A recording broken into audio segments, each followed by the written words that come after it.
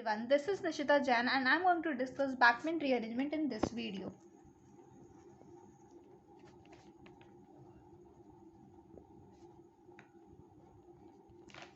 In backment rearrangement, conversion of ketoxine to unsubstituted amides takes place.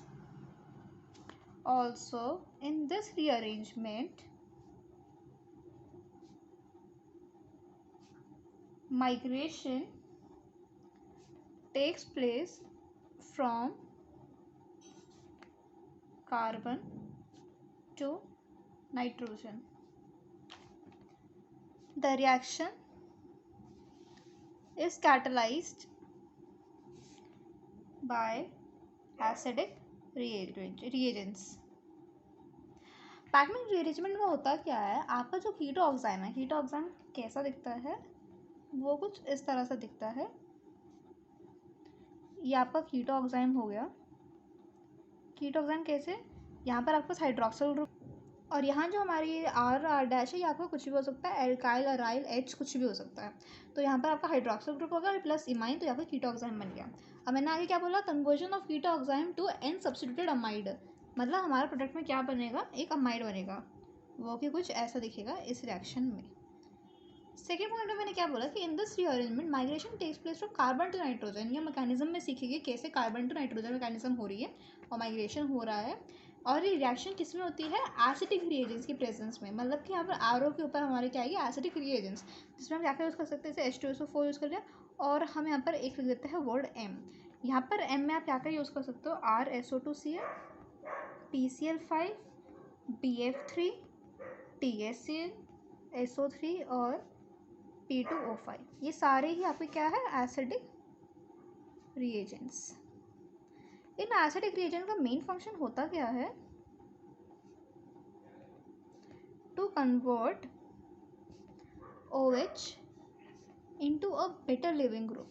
आपका जो substrate है उसमें OH ग्रुप प्रेजेंट है, तो इसको एक अच्छे लिविंग ग्रुप में कन्वर्ट करने के लिए आपको क्या चाहिए, आपको एसिडिक रिएजेंट्स चाहिए. तो आप इसलिए ये रिएजेंट्स यूज़ करते हो ताकि आप इनको कन्वर्ट कर सको अच्छे रिएजेंट्स में, जैसे कि कैसे, बाय प्रोटोनेशन, स्टेरिफिकेशन, या फिर कोई भी दूसरे अदर मीन्स से थ्रू. जैसे क्या होता है, जैसे कि हमारे पास मान लो यही ऑक्साइम है, तो अब यहाँ पर मैंने H पॉजिटिव पर सोर्स दिया, तो अब यहाँ क्या होता है, यहाँ पर आपके पास नाइट्रोजन के पास भी लोन पेयर होते हैं, आपके ऑक्सीजन के पास भी लोन पेयर होते हैं. अब यहाँ पर कौन सा लोन पेयर, किसका लोन पेयर H पॉजिटिव को स्टार्ट करेगा, यहाँ पर क्या होता है, आपका ऑक्सीजन का लोन पेयर अब स्टार्ट करता है H पॉजिटिव को. क्यों, क्योंकि यहाँ पर जब ये H पॉजिटिव को स्टार्ट कर लेता है O, तो यहाँ पर ना ये H2O बना देता है पॉजिटिव. ये एक बहुत ही अच्छा लिविंग ग्रुप होता है, ये बहुत अच्छा लिविंग ग्रुप होता है, तो इसलिए यहाँ पर जो H पॉजिटिव होता है वो इसके पास जाता है. सपोज मैंने अपना H पॉजिटिव की जगह अगर ये ले लेती हूँ, ये RSO2Cl, तो इसमें क्या होता है, ऑक्सीजन के ही लोन पेयर ये काम करते हैं, H पॉजिटिव के साथ इंटरेक्ट करते हैं. तो यहाँ पर क्या होता है, इंटरेक्ट करते हैं, तो यहाँ पर ये जो OH है ये सल्फर पर अटैक करता है, ये बॉन्ड खुलता है, वापस आता है और ये Cl को लीव कर देता है. तो यहाँ पर आपको क्या मिल जाता है, कुछ ऐसा. तो ये जो आपका बना है ये काफ़ी अच्छा एक लिविंग ग्रुप है, एक वीक बेस भी है, तो एक अच्छा लिविंग ग्रुप है. तो हमारा जो मेन फंक्शन होता है एसिडिक रिएजेंट्स का वो होता है कि to convert OH into a better leaving group. तो ये हो गया. हम इसके मैकेनिज्म सीखते हैं, रिएरेंजमेंट का मैकेनिज्म है क्या. तो let's start the mechanism now. Suppose मेरा यही है रिएजेंट, सब्सट्रैक्ट सॉरी, मैंने H पॉजिटिव का सोर्स दिया. मैंने आपको पहले ही बता दिया कि यहाँ पर आपका OH जो है उसका ही लोन पेयर इसको सब्सट्रैक्ट करेगा, तो ये आपका बन गया. अब मैंने आपको बताया ये अच्छा लिविंग ग्रुप है, तो दैट मीन्स ये तो लीव करेगा ही. बट अगर हम देखें, जैसे ये लीव करेगा तो नाइट्रोजन पे आपका क्या आ जाएगा, पॉजिटिव चार्ज, और नाइट्रोजन में पॉजिटिव चार्ज, दैट मीन्स कि वो अनस्टेबल हो जाएगा. तो इसके अनस्टेबिलिटी को कम करने के लिए, मिनिमाइज़ करने के लिए क्या होता है, यहाँ पर R या R डैश में से ही कोई एक ग्रुप इसके पास आ जाता है. अब हमें इसमें ये तय करना पड़ेगा कि R आएगा या R डैश. तो इसमें क्या होता है, आपका R डैश माइग्रेट करता है, मतलब ये लीव करेगा और ये R डैश आपका इस तरफ आ जाता है. अब आप पूछोगे कि सिर्फ R डैश ने ही क्यों करा, वो इसलिए करा है क्योंकि अगर आप देखोगे यहाँ पर R डैश और OH एक दूसरे के ट्रांस में है. तो ट्रांस में है तो यहाँ पर क्या है, मिनिमम रिपल्शन है। जब रिपल्शन कम होगा तो आपको यही ग्रुप क्या करता है, माइग्रेट करता है इधर इस पोजीशन पे। तो अब क्या बन जाएगा इधर, यहाँ आर डैश। अब आपने देखा जैसे आपने आर निकाला है, आर डैश निकाला है, तो यहाँ पर वो भी आ जाएगा, मतलब कार्बन पे अनसेटिस्फाई हो जाएगी इस वैलेंसी, तो यहाँ पॉजिटिव आ जाएगा। तो अब यहाँ पर आपका H2 इस पर अटैक करेगा, सोल्यूशन में होता ही है, तो इसने अटैक किया तो क्या बन गया ये। अगर आप ये देखोगे तो ये आपकी इनॉल फॉर्म बनी है। अब इनॉल फॉर्म को हम टॉटमराइज करके क्या बना सकते हैं, कीटो फॉर्म। तो इसको जब हम कीटो फॉर्म में कन्वर्ट करेंगे तो ये हमारा प्रोडक्ट बन जाता है, तो ये हमारा प्रोडक्ट होता है। अब इस बैकमैन रिएजेंट एक इम्पॉर्टेंट पॉइंट ये नोट करने का भी है कि इस रिएक्शन में माइग्रेटरी एप्टीट्यूड इन्वॉल्व नहीं होता। No migratory aptitude is involve in this rearrangement. क्यों नहीं होता, क्योंकि मैंने आपको बताया ही, इसमें आपको क्या देखना है, आपके OH के अपोजिट जो भी ग्रुप होगा वो माइग्रेट करेगा। इसमें ऐसा नहीं है कि अगर आपका हाइड्रोजन है, फिनाइल और मिथाइल है, तो उसमें से उसका ऑर्डर बताओ कौन सबसे पहले जाएगा, कौन सबसे पहले नहीं जाएगा माइग्रेशन के लिए।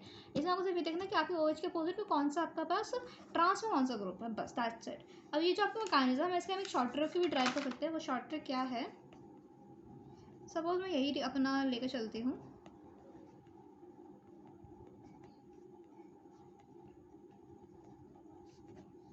इसको मैंने H प्लस को सोर्स प्रोवाइड कर दिया। मैंने आपको सिंपल फंडा बताया, इसमें होता है क्या है, आपका जो OH ग्रुप होता है उसके ट्रांस का माइग्रेट करता है। आपको कुछ नहीं करना, आप देखो OH के ट्रांस में कौन सा है, OH के ट्रांस में अपोजिट पे ये है, तो ये वाला जो OH है ये इस तरफ आ जाएगा और ये जो R डैश है वो इस तरफ चला जाएगा। बस आपको एक इंटर कन्वर्जन करना है और आपका प्रोडक्ट क्या बन जाएगा, आपको पता ही है कीटो को हम इनॉल फॉर्म में कन्वर्ट कर देते हैं, तो ये आपका बस वो बन गया। और आप देखोगे तो आपका प्रोडक्ट सेम बन चुका है। तो आपने इसको मैकेनिज्म के बजाय आपने इसको शॉर्ट ट्रिक के थ्रू इजीली कर लिया है। जैसे हम एक और एग्जांपल ले लेते हैं,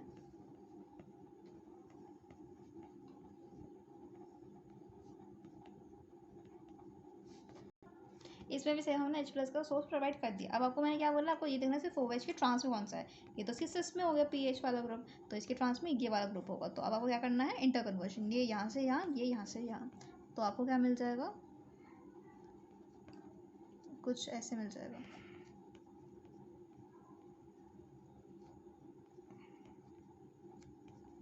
और इसको आप टॉटमराइज करके क्या बना सकते हो, अपना कीटो फॉर्म। तो ये आपका प्रोडक्ट बन गया। एक और एग्जांपल कर लेते हैं हम इसका,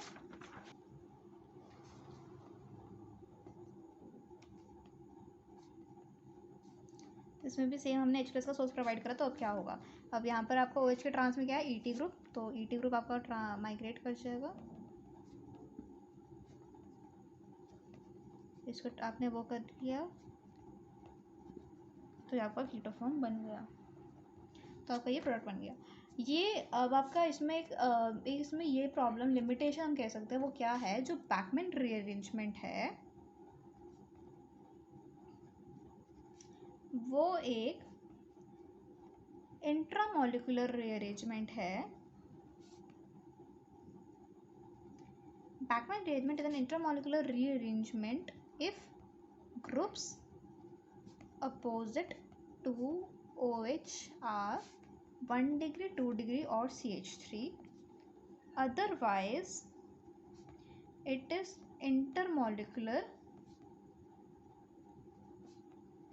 when groups opposite to OH are 3 degree, benzylic और अलाइलिक। इस स्टेटमेंट का मतलब क्या है, बैकमैन रीअरेंजमेंट आपकी इंट्रामोलिकुलर तब तक रहेगी, मतलब कि विद इन द मॉलिक्यूल ही होता रहेगा रिएक्शन, जब आपके पास अपोजिट में ग्रुप कौन से है, 1 डिग्री कार्बन हो, 2 डिग्री कार्बन हो या फिर सिंपल मिथाइल ग्रुप हो।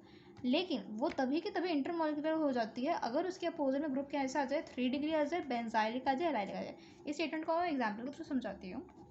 जैसे सपोज हमारे पास ये है,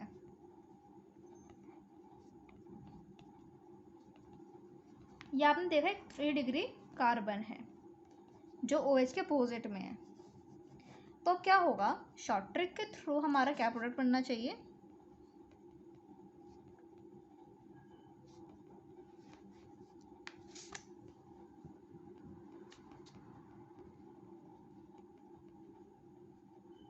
ये हमारा प्रोडक्ट बनना चाहिए।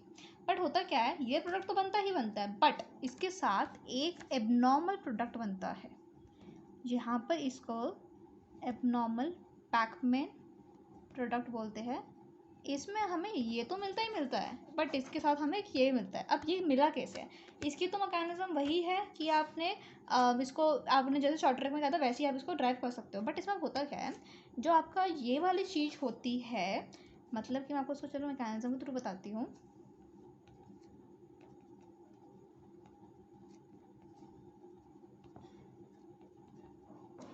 इसमें अपना H पॉजिटिव का सोर्स डाला तो ये OH इसको ले लेता है।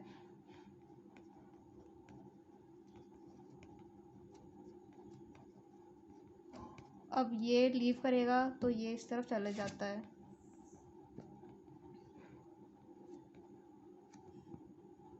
और यहाँ पर अनसैटिस्फाइड बैलेंसी आ जाती है और यहाँ H2O होता है आपके साथ, तो ये इधर जाता है, ये पीएच। अब यहाँ पर टॉटमराइज कर देते हैं हम।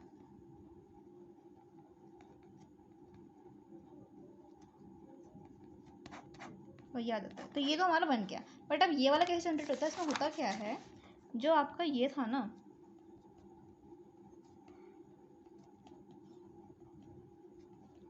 जो भी आपका ग्रुप अपोजिट में होता है ना, वो एक कैटायन जनरेट कर देता है। कैसे, यहाँ पर अभी कैटायन जनरेट हो जाता है, जो ये एबनॉर्मल एक्सट्रावर्ट होता है, और सॉल्यूशन आपका H2O होता ही है, तो वो इस पर टैग कर देता है और आपका क्या बना देता है, ये एबनॉर्मल बैकमेन प्रोडक्ट बना देता है। तो ये इंपॉर्टेंट पॉइंट है जो आपको हमें नोट करना है कि ये ऐसा भी हो सकता है। अगर हमारे अपोजिट में 3 डिग्री आ जाए, बेंजाइलिक आ जाए, अलाइलिक आ जाए, तो आपकी इंटरमोलिकुलर रिएक्शन हो जाती है। उसमें जो मतलब जो आपका अपोजिट में ग्रुप होता है उसका कैटायन जनरेट हो जाता है और फिर वो एक एबनॉर्मल बैकमेन प्रोडक्ट हमें दे देता है। अब हम एक और एग्जाम्पल करते हैं इस पर। ये काफ़ी इंपॉर्टेंट एग्जाम्पल है।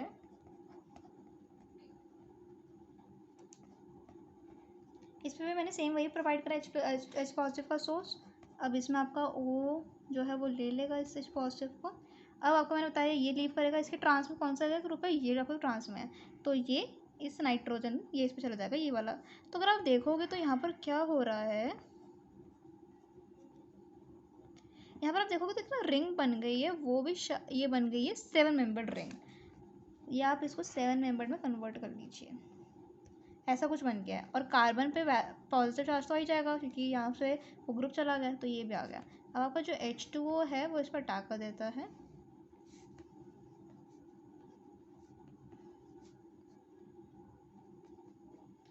इसको टॉटमराइज करेंगे तो हमें कुछ ऐसा मिल जाता है। तो ये जो आपको मिला है ना, इसको आप क्या कहते हो, कैप्रोलैक्टम। कैप्रोलैक्टम जो होता है ये मोनोमर होता है ऑफ नाइलॉन 6 पॉलीमर का। तो ये काफ़ी इंपॉर्टेंट रिएक्शन है क्योंकि ये भी बैकमैन के थ्रू जाती है और ये हमें कैप्रोलैक्टम मिलता है, 7 मेंबर्ड रिंग होती है, ये बैकमैन चूड़ी के थ्रू जाती है। और जो कैप्रोलैक्टम होता है वो मोनोमर होता है नायलॉन 6 पॉलीमर का। So guys, this is all about Beckmann rearrangement. Thank you for watching my video, hope you all liked it.